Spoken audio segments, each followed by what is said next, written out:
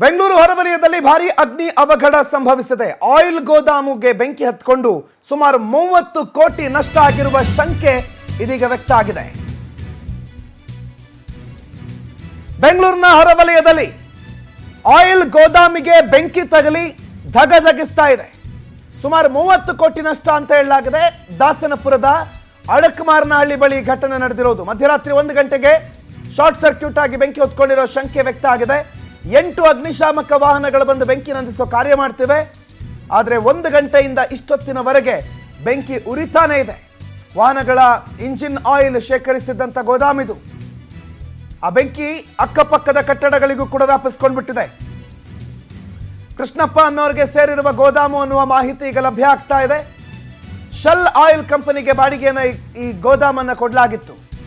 ಮಾದನಾಯಕನಹಳ್ಳಿ ಠಾಣಾ ವ್ಯಾಪ್ತಿಯಲ್ಲಿ ಪ್ರಕರಣ ದಾಖಲಾಗಿರೋದು. ಬೆಂಗಳೂರು ಹೊರವಲಯ ಅಡಕಮಾರನಹಳ್ಳಿ ನೆಲಮಂಗಲ ಸಮೀಪದಲ್ಲಿ ಬರುತ್ತೆ. 30 ಕೋಟಿ ನಷ್ಟ ಅಂತೆ. ಈ ಗಾಡಿಗಳ ಇಂಜಿನ್ ಆಯಿಲ್ ಅಂತ ಏನು ಕರಿತೀವಲ್ಲ, ಅದನ್ನ ಶೇಖರಣೆ ಮಾಡಿಟ್ಟಿದ್ದಂಥ ಗೋದಾಮಿದು. ಮಧ್ಯರಾತ್ರಿ 1 ಗಂಟೆ ಸುಮಾರಿಗೆ ಪ್ರೊಬೆಬ್ಲಿ ಅಂದರೆ ಬಂದಿರಬಹುದು ಅಂತ ಹೇಳಲಾಗಿದೆ. ಶಾರ್ಟ್ ಸರ್ಕ್ಯೂಟ್ ಆಗಿ ಬೆಂಕಿ ಹೊತ್ಕೊಂಡಿದೆ ಅಂತ ಹೇಳಲಾಗಿದೆ. ಆದರೆ ಆಯಿಲ್ ಇರೋದ್ರಿಂದ ಅಪಾರ ಪ್ರಮಾಣದಲ್ಲಿ ಬೆಂಕಿ ಧಗಧಗಿಸಿ ಹೊತ್ತಿ ಉರಿತಾ ಇದೆ. ಬೆಂಕಿ ನಂದಿಸೋದಕ್ಕೆ ಹರಸಾಹಸ ಪಡಬೇಕಾದಂಥ ಪರಿಸ್ಥಿತಿ ಇಲ್ಲಿ ನಿರ್ಮಾಣ ಆಗಿದೆ. ದಟ್ಟವಾದ ಹೊಗೆ ಆವರಿಸ್ಕೊಂಡಿದೆ, ಎಲ್ಲ ಕಡೆ ಬೆಂಕಿ ಆವರಿಸ್ಕೊಂಡಿದೆ. ಬೆಂಕಿ ನಂದಿಸೋದಕ್ಕೆ 8ಕ್ಕೂ ಹೆಚ್ಚು ಅಗ್ನಿಶಾಮಕ ದಳ ಬಹಳ ಕಸರತ್ತು ನಡೆಸ್ತಾ ಇದೆ. ನೋಡಿ, ಗಮನಿಸ್ತಾ ಇದ್ದೀರಿ ಬೆಂಕಿಯ ತೀವ್ರತೆ ಹೇಗಿದೆ ಅಂತ.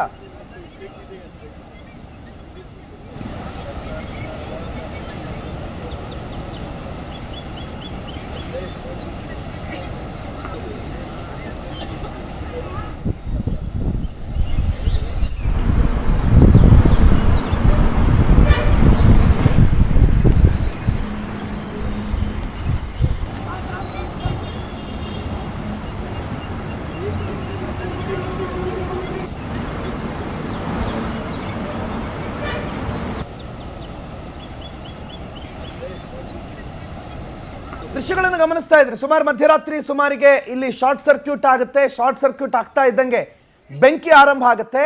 ಬೆಂಕಿ ಹೊತ್ಕೊಳ್ತಾ ಇದ್ದಂಗೆ ಆಯಿಲ್ ಗೋದಾಮ್ ಹೇಳಿ ಕೇಳಿ ಬೆಂಕಿ ಆವರಿಸ್ಕೊಳ್ಳೋದಕ್ಕೆ ಕೇಳಬೇಕಾ? ಆಯಿಲ್ ಗೋದಾಮ್ನಲ್ಲಿ ಬೆಂಕಿಯ ತೀವ್ರತೆ ಜಾಸ್ತಿ ಆಗ್ತಾ ಇದ್ದಂಗೆ ಅದು ಅಕ್ಕಪಕ್ಕದ ಕಟ್ಟಡಗಳಿಗೂ ಕೂಡ ಹೊತ್ಕೊಂಡಿದೆ. ಈಗ ಅನ್ಕಂಟ್ರೋಲಬಲ್ ಫೈರ್.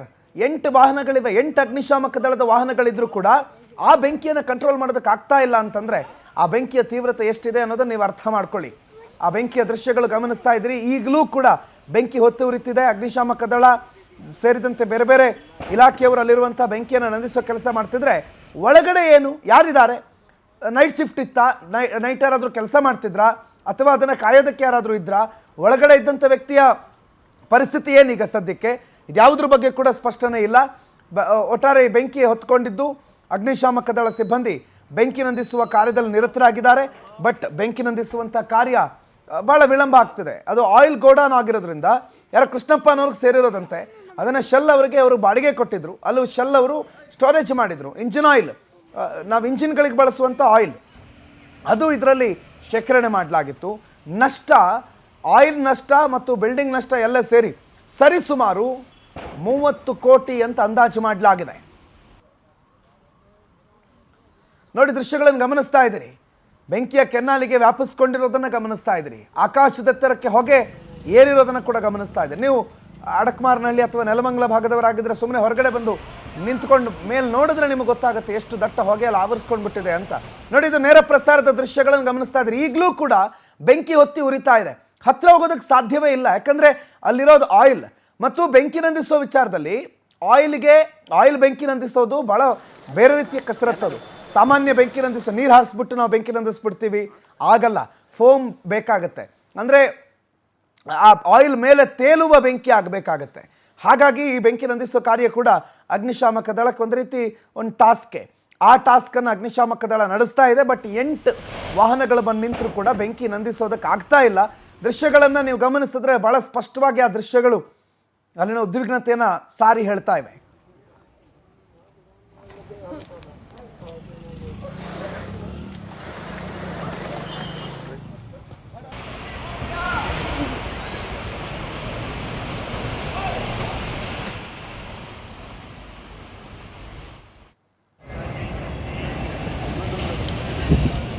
ದಟ್ಟವಾದ ಹೊಗೆ ಆವರಿಸ್ಕೊಂಡಿದೆ. ಸದ್ಯ ಅಲ್ಲಿ ಸುತ್ತಮುತ್ತ ಭಯದ ವಾತಾವರಣ ಏನಾಗಿದೆ ಅಂತ, ಯಾಕಂದರೆ ಬೆಂಕಿ ಒಂದು ಕಡೆ ಬೆಂಕಿ ಆವರಿಸ್ಕೊಂಡಿರೋದು, ಎಸ್, ಮತ್ತೊಂದು ಕಡೆ ಹೊಗೆ ಇರೋದ್ರಿಂದ ಅದು ಅಲ್ಲಿನ ಉಸಿರಾಟದ ಸಮಸ್ಯೆಗೆ ಕೂಡ ಕಾರಣ ಆಗ್ಬೋದು. ಮಕ್ಕಳ ವೃದ್ಧರ ಉಸಿರಾಟದ ಸಮಸ್ಯೆಗೆ ಕೂಡ ತೊಂದರೆ ಕೊಡೋ ಸಾಧ್ಯತೆ ಇದೆ.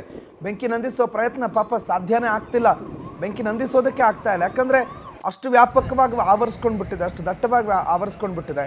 ಮತ್ತು ಫುಲ್ ಕಂಪ್ಲೀಟ್ಲಿ ಆಯಿಲ್ ಸ್ಟೋರೇಜ್ ಇದ್ದಿದ್ದರಿಂದ ಬೆಂಕಿ ಉರಿತಾ ಇರಬೇಕಾದ್ರೆ ಅದಕ್ಕೆ ಏನು ಹೇಳ್ತಾರಲ್ಲ ಮಾತು, ಬೆಂಕಿ ಉರಿಯೋ ಬೆಂಕಿಗೆ ತುಪ್ಪ ಸುರಿಬೇಡಿ ಅಂತ, ಹಾಗಾಗಿದೆ. ಉರಿಯೋ ಬೆಂಕಿಗೆ ಇಲ್ಲಿ ಎಣ್ಣೆ ಅದರಷ್ಟಕ್ಕದು ಸುರಿತಾ ಇದೆ. ಆ ಎಣ್ಣೆ ಕಂಪ್ಲೀಟಾಗಿ ಹೊತ್ತಿ ಉರಿತಾ ಇದೆ.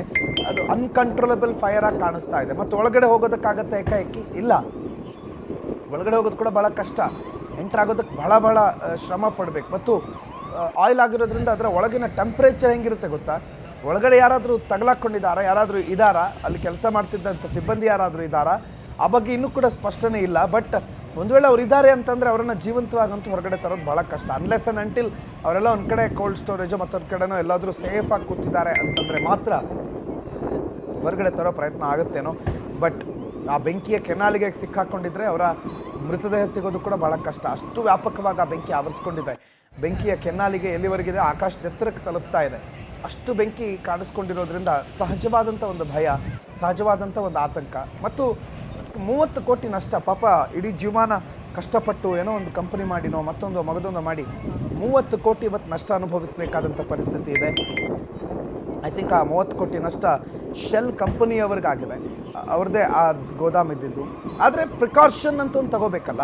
ಯಾವುದೇ ಫಾರ್ ಎಕ್ಸಾಂಪಲ್ ಈಗ ಆಯಿಲ್ ಬಿಡಿ, ಸಾಮಾನ್ಯದಲ್ಲಿ ಆಯಿಲೇ ಇಲ್ಲ ಅಂತಂದಾಗಲೇ ಫೈರ್ ಸೇಫ್ಟಿ ಬಗ್ಗೆ ನಾವು ಭಾಳ ಗಮನ ವಹಿಸಬೇಕು. ಅಂಥದ್ರಲ್ಲಿ ಆಯಿಲ್ ಇದೆ ಅಂತಂದರೆ ಇನ್ಯಾವ ರೀತಿ ಗಮನ ಇರಬೇಕು ಹೇಳಿ ಫೈರ್ ಆ್ಯಂಡ್ ಸೇಫ್ಟಿ ವಿಚಾರದಲ್ಲಿ? ಅದು ಶಾರ್ಟ್ ಸರ್ಕ್ಯೂಟ್ ಆಗುತ್ತೆ. ಶಾರ್ಟ್ ಸರ್ಕ್ಯೂಟ್ ನಮ್ಮ ಕೈಯಲ್ಲಿದೆಯಾ? ಶಾರ್ಟ್ ಸರ್ಕ್ಯೂಟ್ ಆಗಾಗಿ ಆಗುವಂಥ ಒಂದು ಕ್ರಿಯೆ ಅದು. ಅದರಿಂದ ಹಲವು ಸಲ ಬೆಂಕಿ ಹೊತ್ಕೊಂಡಿರೋದು ಗೊತ್ತಿರುತ್ತೆ.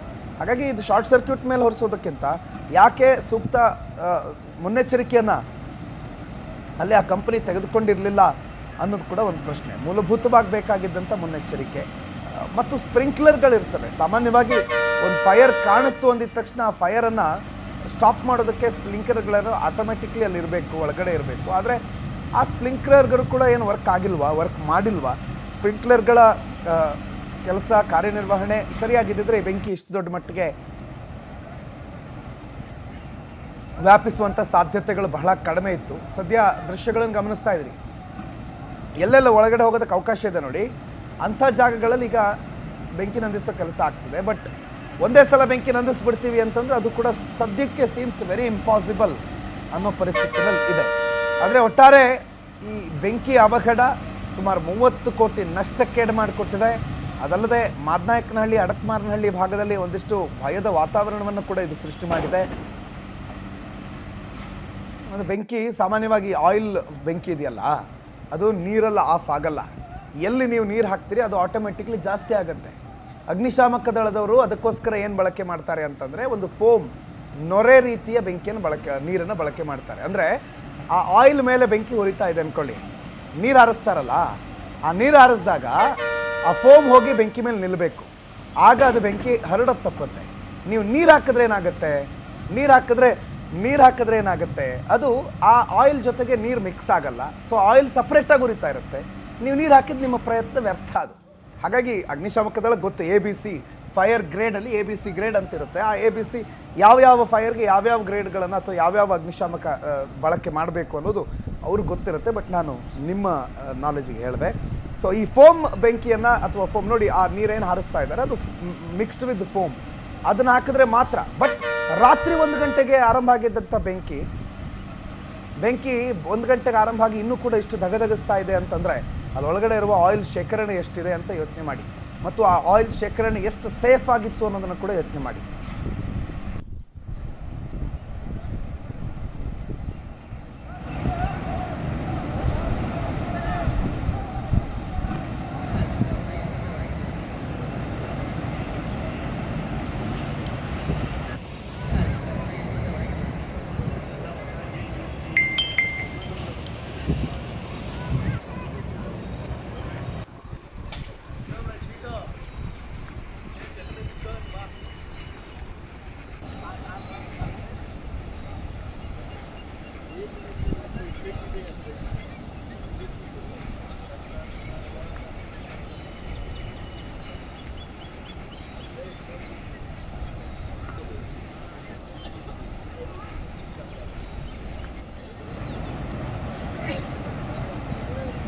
ದೃಶ್ಯಗಳನ್ನು ಗಮನಿಸ್ತಾ ಇದ್ರೆ ಇಂಥ ಪರಿಸ್ಥಿತಿ ಇದ್ದಾಗ ಸಾಮಾನ್ಯವಾಗಿ ಅಗ್ನಿಶಾಮಕ ವಾಹನಕ್ಕೆ ಈ ಪರಿಸ್ಥಿತಿಯನ್ನು ನಿಯಂತ್ರಣ ಮಾಡೋದಕ್ಕೆ ಸಾಧ್ಯ ಇಲ್ಲದೆ ಇದ್ದಾಗ ಬೇರೆ ಬೇರೆ ಸಹಾಯ ತಗೋಬೇಕಾದಂಥ ಅವಶ್ಯಕತೆ ಇರುತ್ತೆ. ಇನ್ನೊಂದು ಕಡೆ ನೀವು ಈಗ ತಾನೇ ಒಂದು ವಿಂಡೋ ದೃಶ್ಯದಲ್ಲಿ ನೋಡಿದ್ರಲ್ಲ, ಆಕಾಶದ ತೀರಕ್ಕೆ ದಟ್ಟ ಹೊಗೆ ಆವರಿಸ್ಕೊಂಡಿದೆ. ಎಲ್ಲಿಂದ ಬೇಕಾದರೂ ಅಂದರೆ ಏರಿಯಲ್ ವ್ಯೂವ್ನಲ್ಲಿ ನೋಡಿದ್ರೆ ಬಹುತೇಕ ಎಲ್ಲ ಕಡೆಯಿಂದಲೂ ಕಾಣಿಸಬಹುದಾಗಿರುವಂಥ ಹೊಗೆ ಇಲ್ಲಿ ಆವರಿಸ್ಕೊಂಡಿರೋದು. ಹಾಗಾಗಿ ಇದನ್ನು ಆರಿಸೋದಕ್ಕೆ ಭಾಳ ಕಷ್ಟಪಡಬೇಕು. ನೋಡಿ ಎಷ್ಟು ದೂರದಿಂದ ಹೊಗೆ ಕಾಣಿಸ್ಕೊಂಡಿದೆ, ಬೆಂಕಿಯ ಕೆನಾಲಿಗೆ ಎಲ್ಲಿವರೆಗೆ ಆವರಿಸಿದೆ ಅಂತ ಗಮನಿಸ್ತಾ ಇದ್ದೀನಿ. ಈ ಬೆಂಕಿ ನಂದಿಸೋದಕ್ಕೆ ಬೇರೆ ಬೇರೆ ವ್ಯವಸ್ಥೆ ಮಾಡಬೇಕಾಗ ಅಗ್ನಿಶಾಮಕ ದಳದ ವಾಹನಗಳೇ ಸಾಕಾಗುತ್ತೆ ಅಂತ ಐ ಡೌಟ್. ಬೇರೆ ಏನಾದರೂ ವ್ಯವಸ್ಥೆ ಮಾಡಬೇಕಾದಂಥ ಅವಶ್ಯಕತೆ ಕಾಣಿಸ್ತಾ ಇದೆ ಆಸ್ ಆಫ್ ನೌ.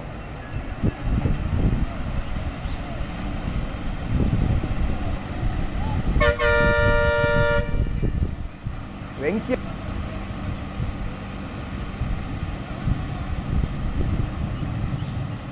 ಘಟನಾ ಸ್ಥಳ ಅಂದರೆ ಬೆಂಕಿ ಹೊತ್ತಿ ಉರಿತಾ ಇರುವ ಬೆಂಕಿ ಸ್ಥಳದಿಂದ ನಮ್ಮ ಪ್ರತಿನಿಧಿ ವೆಂಕಿ ನೇರ ಸಂಪರ್ಕದಲ್ಲಿ ಜಾಯ್ನ್ ಆಗಿದ್ದಾರೆ. ವೆಂಕಟೇಶ್, ಸದ್ಯಕ್ಕೆ ಬೆಂಕಿ ನೋಡ್ತಾ ಇದ್ರೆ ಅದನ್ನು ಈ ಕ್ಷಣಕ್ಕೆ ಆರಿಸುವ ಅಥವಾ ಭಾಳ ಇನ್ನೊಂದು ಹಾಫ್ ಆನ್ ಅವರಲ್ಲಿ ನಂದಿಸ್ಬಿಡ್ತೀವಿ ಅನ್ನುವಂಥ ರೀತಿಯಲ್ಲಿ ಕಾಣಿಸ್ತಾ ಇಲ್ಲ. ಬೇರೆ ಹೊರಗಡೆ ಎಕ್ಸ್ಟರ್ನಲ್ ಫೋರ್ಸ್ಗಳನ್ನು ಕರೆತರೋ ಅವಶ್ಯಕತೆ ಇದೆಯಾ? ಏನು ಬೆಂಕಿಗೆ ಕಾರಣ? ಒಳಗಡೆ ಯಾರಾದರೂ ಇದ್ದಾರಾ ಬೆಂಕಿ? ಕಂಪ್ಲೀಟಾಗಿ ಅದನ್ನು ಎಕ್ಸ್ಪ್ಲೇನ್ ಮಾಡ್ತಾ ಹೋಗ್ಬೋದಾ ಪ್ಲೀಸ್? ಎಸ್ ಪ್ರಣುತ್, ಏನಂತ ಹೇಳಿದ್ರೆ ಅಡಕಮಾರ್ನಲ್ಲಿರುವಂತಹ ಈ ಒಂದು ಶೆಲ್ ಇಂಡಿಯಾ ಪ್ರೈವೇಟ್ ಲಿಮಿಟೆಡ್ ಅನ್ನುವಂತಹ ಆಯಿಲ್ ಅನ್ನು ಕ್ರೋಢೀಕರಣ ಮಾಡುವಂತಹ ಈ ಒಂದು ಗೋಡೌನ್ನಲ್ಲಿ ಸಂಭವಿಸಿರುವಂತಹ ಅಗ್ನಿ ದುರಂತವನ್ನ ನೋಡಿದ್ರೆ ಮಧ್ಯರಾತ್ರಿ ಸಂಭವಿಸಿರುವಂತದ್ದು. ಸೊ ಸ್ಥಳಕ್ಕೆ ಬಂದಂತಹ ಅಗ್ನಿಶಾಮಕ ದಳದ ಸಿಬ್ಬಂದಿ ಕೂಡ ಬೆಂಕಿ ನಿಂದಿಸುವ ಕೆಲಸವನ್ನ ಮಾಡಿದ್ದಾರೆ. ನಿರಂತರವಾಗಿ ನಿನ್ನೆ ರಾತ್ರಿಯಿಂದ ಕೂಡ ಅದೇ ಒಂದು ಪ್ರಯತ್ನದಲ್ಲಿರುವಂತದ್ದು. ಸದ್ಯ ಈಗಿನ ಒಂದು ಪರಿಸ್ಥಿತಿಯನ್ನು ನೋಡೋದಾದ್ರೆ ಒಳಗಡೆ ಶೇಖರಣೆ ಮಾಡಿ ಇಟ್ಟಿದ್ದಂತಹ ಆಯಿಲ್ ಅನ್ನ ಹೊರಗಡೆ ತೆಗೆಯುವ ಒಂದು ಪ್ರಯತ್ನವನ್ನು ಮಾಡಿರುವಂತದ್ದು. JCB ಇಂದಾಗಿ ಆ ಒಂದು ಗೇಟ್ನ ಅಂದ್ರೆ ಡೋರ್ ಶಟರ್ ಏನಿದೆ, ಸೊ ಆ ಒಂದು ಶಟರ್ನ ಓಪನ್ ಮಾಡಿ ಅಲ್ಲಿ ಆಯಿಲ್ ಕೂಡ ಹೊರಗಡೆ ಹೋಗುವಂತಹ ಒಂದು ಕೆಲಸಕ್ಕೆ ಕೂಡ ಮುಂದಾಗಿರುವಂಥದ್ದು. ಹಾಗಾಗಿ ಅದನ್ನ ಮುಂದೆ ಇದ್ದಂತಹ ಒಂದು ಏನಿದೆ ರಸ್ತೆ, ಅದನ್ನ ರಸ್ತೆ ಮಾದರಿಯಲ್ಲಿ ಅದಕ್ಕೆ ಒಂದು ತೆಗೆದಿರುವಂಥದ್ದು JCB ಇಂದ. ಹಾಗಾಗಿ ಒಳಗಡೆ ಇದ್ದಂತಹ ಆಯಿಲ್ ಬಹುತೇಕವಾಗಿ ಎಲ್ಲವೂ ಕೂಡ ಹೊರಗಡೆ ಹೋಗ್ತಾ ಇರೋದ್ರಿಂದಾಗಿ ಅದನ್ನ ಬೆಂಕಿಯನ್ನು ಹತೋಟಿಗೆ ತರಬಹುದಂತ ಒಂದು ಪ್ರಯತ್ನ ಮಾಡ್ತಾ ಇರುವಂಥದ್ದು. ಯಾಕಂದ್ರೆ ಬೆಂಕಿಯನ್ನು ನಂದಿಸೋದಕ್ಕೆ ಈಗ ಸಂಪೂರ್ಣವಾಗಿ ಬಹುಶಃ ಇನ್ನು ಸಂಜೆವರೆಗೂ ಆದರೂ ಕೂಡ ಆಶ್ಚರ್ಯ ಇಲ್ಲ ಅಂತಾನೆ ಹೇಳ್ಬೋದು. ಯಾಕಂತ ಹೇಳಿದ್ರೆ ಒಳಗಡೆ ಹೋಗೋದಕ್ಕೂ ಕೂಡ ಈಗ ಕಷ್ಟ ಸಾಧ್ಯ ಹೋಗ್ತಾ ಇರುವಂಥದ್ದು. ಸೊ ಅಷ್ಟರ ಮಟ್ಟಿಗೆ ಕೂಡ ಬೆಂಕಿ ಈಗ ಇಡೀ ಗೋಡನನ್ನು ಆವರಿಸಿಕೊಂಡು ಹೊರಗಡೆ ದಟ್ಟವಾದಂಥ ಹೊಗೆ ಕೂಡ ಹೋಗ್ತಾ ಇರುವಂಥದ್ದು. ಹಾಗಾಗಿ ಬೆಂಕಿಯ ಶಾಖ ಎಷ್ಟರ ಮಟ್ಟಿಗೆ ಇದೆ ಅಂತ ಹೇಳಿದ್ರೆ ಇಲ್ಲಿಂದ ಸುಮಾರು ಒಂದು 20 ಮೀಟರ್ಗಳ ಅಂತರದಲ್ಲಿ ಕೂಡ ಅದು ಅಷ್ಟು ಶಾಖ ತಾಕ್ತಾ ಇರುವಂಥದ್ದು.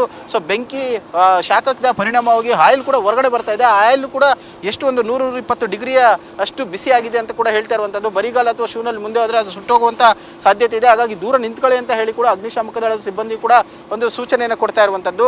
ಸದ್ಯ ಈಗ ಒಂದು 7-8 ಅಗ್ನಿಶಾಮಕ ದಳದ ಸಿಬ್ಬಂದಿ ಸೇರಿದಂತೆ 7-8 ಅಗ್ನಿಶಾಮಕ ವಾಹನಗಳು ಸೇರಿದಂತೆ ಸುಮಾರು 60ಕ್ಕೂ ಹೆಚ್ಚು ಸಿಬ್ಬಂದಿ ಇಲ್ಲಿ ಬೆಂಕಿ ನಂದಿಸುವ ಕಾರ್ಯವನ್ನು ಮಾಡ್ತಾ ಇರುವಂಥದ್ದು.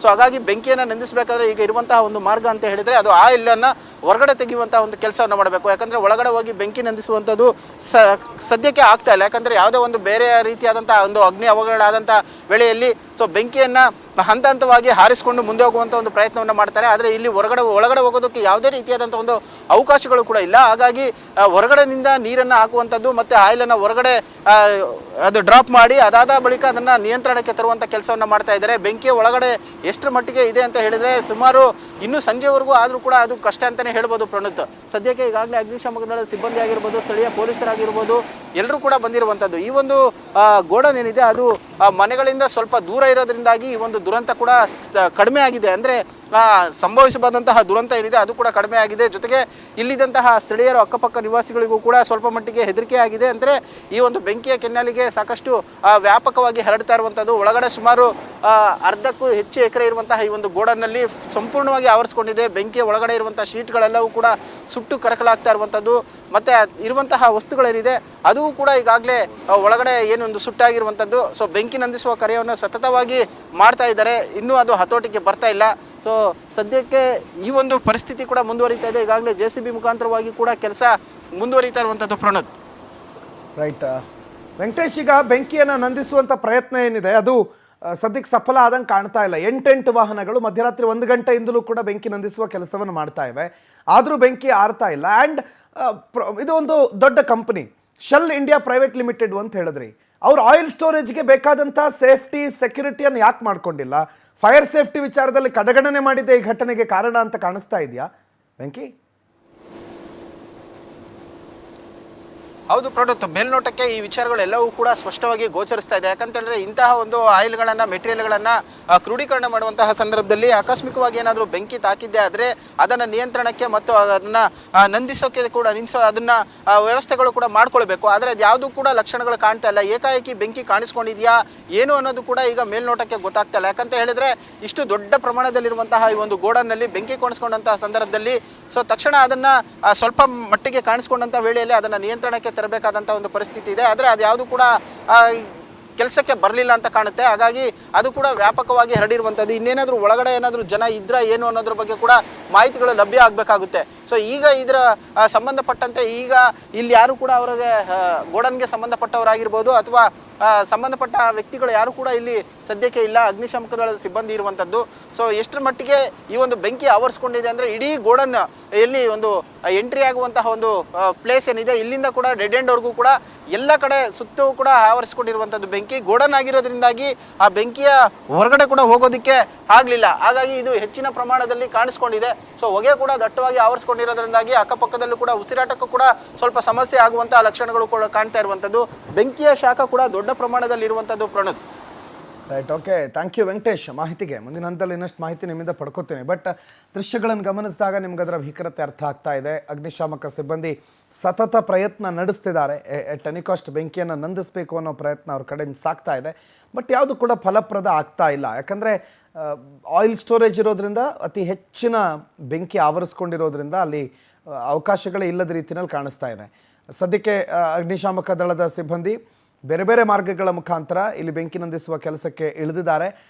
ಆ ಕೆಲಸವನ್ನು ಅತಿ ಶೀಘ್ರದಲ್ಲಿ ಮಾಡಿ ಮುಗಿಸ್ತಾರೆ ಅಂಥೇಳಿ ಹೇಳಲಾಗಿದೆ. ಬಟ್ ನಷ್ಟ ಅಂತೂ ಇದ್ದಿದ್ದೆ. ಸುಮಾರು 30 ಕೋಟಿವರೆಗೆ ನಷ್ಟ ಆಗಿದೆ ಅಂತಂದರೆ ಅನ್ಬಿಲಿವೇಬಲ್. ಪಾಪ ಆ ಶೆಲ್ ಇಂಡಿಯಾ ಪ್ರೈವೇಟ್ ಲಿಮಿಟೆಡ್ ಒಂದು ಬೇರೆ ಬೇರೆ ರಾಜ್ಯಗಳಲ್ಲಿ ಕೆಲಸ ಮಾಡುವಂಥ ಕಾರ್ಯನಿರ್ವಹಿಸುವಂಥ ಬಹುಕೋಟಿ ಕಂಪನಿ ಆಗಿರ್ಬೋದು. ಆದರೆ 30 ಕೋಟಿ ಪಾಪ ಯಾರಿಗಾದ್ರೂ ಲಾಸೇ ಅಲ್ವಾ.